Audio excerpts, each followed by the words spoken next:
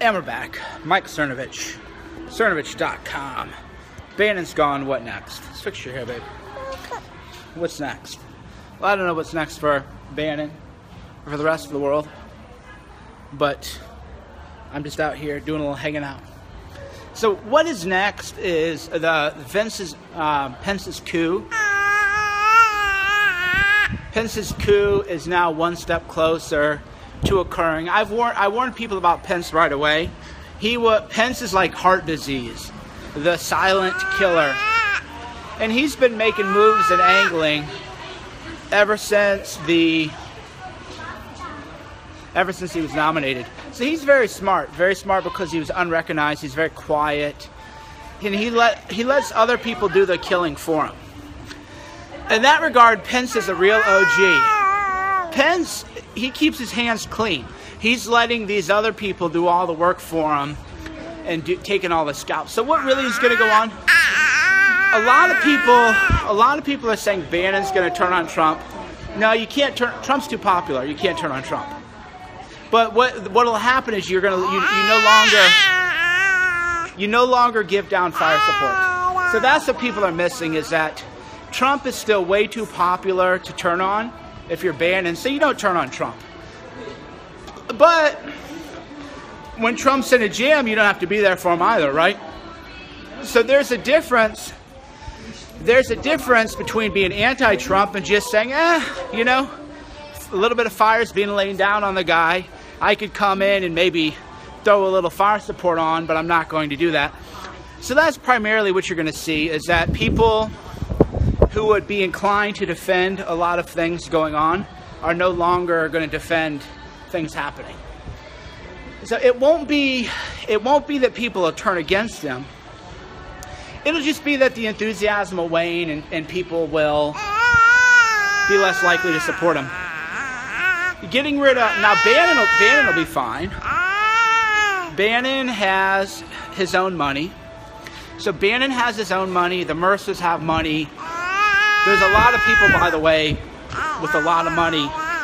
So I think Bannon will be better than ever. A lot of people are saying they don't know if he'll be back at Breitbart or not, or what's going on there.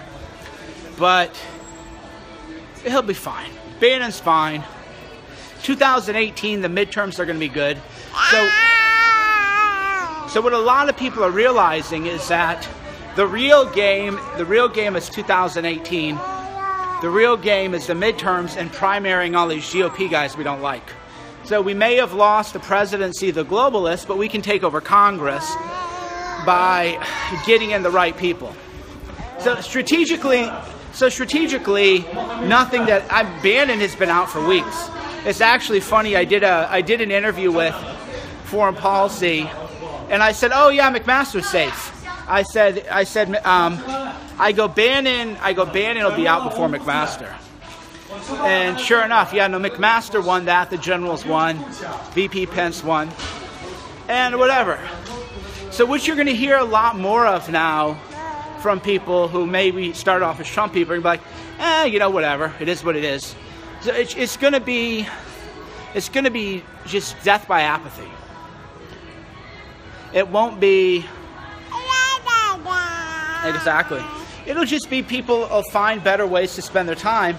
And I've actually talked to some very prominent Trump supporters who have just said, man, I got to get out of this. How do you get out of this?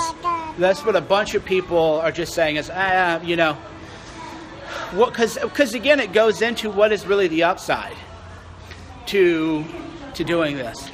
So the smart money that I've been talking to, people are like, you know, I gotta separate from this, and they don't really see a big win. They don't see really a big win for being involved in all this. 2018 primaries. Yes. The 2018 primaries are going to be interesting, though. And that's where a lot of people, myself included, are turning their attention to. So people are going to shift away. People on the right are going to shift away from caring about the presidency as much, and are going to focus more about the GOP primaries and the 2018 midterm elections. That's where the action is going to be. You're going to see a lot of money in the 2018 midterms. The midterms are and I've told you guys this for a while. Midterms traditionally have lower voter turnout, suppressed voter turnout. But this midterm is going to be, at least in terms of my lifetime, unprecedented. The Democrats think they're going to win, but they keep picking the wrong fights. Everything with them is about identity politics and the monuments and the statues and everything. As you know, alt-left website Huffington Post today, made a comment about, they claim that Jews are running the White House. Just horrible, horrible anti-Semitism going on from the left. So yeah, that's where it's going to be. No big deal though. Nobody was surprised that Bannon was going to be out, and I think it'll actually be more fun. It'll be more fun for you and me for Bannon to be back in the game, because he wasn't really in the game inside the White House. He was laying low, just trying to keep his job. So what else is on your minds? I'm going to go grab lunch here in a minute.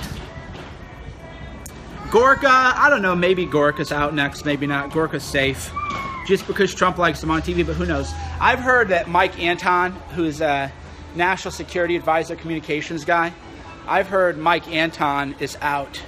Mike Anton has made friends with McMaster, but it's looking like it might not be enough. So Anton, a lot of people are calling him Snitch Anton, actually. So they're claiming that Mike Anton, a lot of people are claiming that Mike Anton of the NSC is actually a snitch. And that's the word that it's been going all around. So Mike Anton is maybe a snitch with McMaster now. But if McMaster fires him, I think Anton's going to find that, maybe he shouldn't be a snitch. But whatever, people got to make their own choices in life. People have to do their own things. And my guess is Mike Anton of the NSC is going to be out, and that, because I've heard a lot of the things that he said about me and other people, and it isn't very good. So Mike Anton was running his mouth to somebody who has a very big mouth.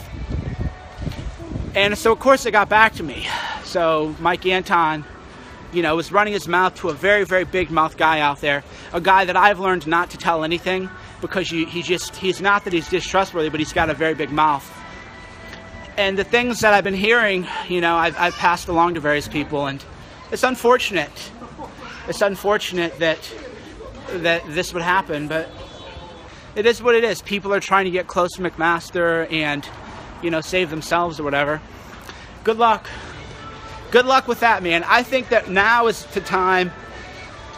Now is the time. If you have allies, you better stay closer. If you're in the White House and you think that you're going to make friends with McMaster, you think you're going to make friends with Ivanka and that they're going to accept you, that's a big mistake. You better hang close with your allies, and definitely don't be a snitch. You definitely do not want to be a snitch to save your job for another couple weeks. And people who are snitching to Ivanka and snitching to McMaster, like we know, I know what's being said, and you're gonna be betrayed by Ivanka like everybody else is, and betrayed by McMaster and like Derek Harvey was, and you're gonna leave and you're gonna find out you're not gonna have any friends. So you're snitching on people and backstabbing your allies, and then you're going to leave and you think that people don't know what you were doing the whole time. So the remaining sort of good guys in the White House, or who start off as good guys, they should, people have to make their own choices, but now is not the time. Now is not the time to try to snuggle with HR and to snuggle with Ivanka, because everybody who's not a Democrat inside the White House. I mean, globalist Gary's safe. Dina Habib Powell, globalist Gary Cohen, they're safe. They're in great positions. Now, how everybody else is going to fare? Nah, they're pretty much, they're all going to be purged one by one again. McMaster, now with Bannon out, he'll get his purge going back on, get rid of the NSC, get rid of the remaining NSC guys, which is interesting because one of the NSC guys that McMaster wants to purge used to work for Peter Thiel. So think about this: you're Peter Thiel, and you really take a big risk to back Trump, and then one of your finance guys gets a job at NSC, and McMaster wants to fire that guy, and Trump doesn't have your back. So if you're Peter Thiel, do you want really anything to do with Trump anymore? These are the questions, you know, that people, I'm sure these are the questions people are asking is, hey man, Javanka's running things, Goldman Sachs is running things, Gary Cohn never risked anything to get Trump in the White House. What did Gary Cohn, he actually bundled money for Hillary Clinton. So the people who are left in the White House are the ones who didn't risk anything. They didn't risk anything to get Trump elected, and they're the ones who are getting all the rewards. So it all goes back to, why would anybody take a risk if they have something to lose, right? It's what goes back to, you know, what I've been saying. And people can get mad or upset about it, but I don't really care. I just want to know, Gary Cohn seems to be safe. What did Gary Cohn risk? What did Goldman Sachs risk to get Trump in the White House? So a lot of people took a chance on Trump, and they're finding out Javanka runs things, and Trump is not the president. H.R. McMaster is the president. Javanka and Jared, General Kelly can call himself chief of staff, but president right now is H.R. McMaster, and the cabinet now is Javanka, and whatever. No big deal. As you can see with me, I'm still having the time of my life. I'm glad you know, a lot of people are getting hurt by this, but this is just a good lesson why you got to be careful who you trust. That's just the nature of life. You always got to be careful who you trust. Thanks for watching. Mike Cernovich, Cernovich.com. Yeah, the movement moves on. Like I said, I don't strike you as demoralized or whatever. So the movement is moving on, but it's moving on more towards the 2018. So my attention is going to be less on the White House, and my attention is going to be far more concentrated on the 2018 midterm elections. And I think that's where most people are going to be looking at. But congratulations to President McMaster. Congratulations to Mike Pence for his coup. Congratulations to Ivanka. You know, I believe in calling it like it is. And McMaster, Javanka, Gary Cohn, you know, they won. They won the White House. So, you know, what are you going to do? Cry about it? That's the way it is. It's just like it's like when you play football or whatever, right? End of the game, you got to shake hands with people. You get into a fight, you can't cry about the loss and try to rationalize it. It's not American to be a sore loser. So Javanka, Gary Cohn, McMaster, they've won the White House, at least for now. So I definitely offer my sincere congratulations to Javanka, to Gary Cohn, and to President McMaster. You've won, for now anyway. Talk to you soon. Mike Cernovich, Cernovich.com.